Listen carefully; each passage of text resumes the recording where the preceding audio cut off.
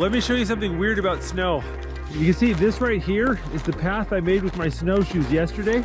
You can see where yesterday I walked on it without snowshoes and I sunk in, but today it's rock hard. If you stomp a trail down with snowshoes and let it sit overnight, it'll freeze up and turn really hard. Snowshoes are great for building paths in the snow like this.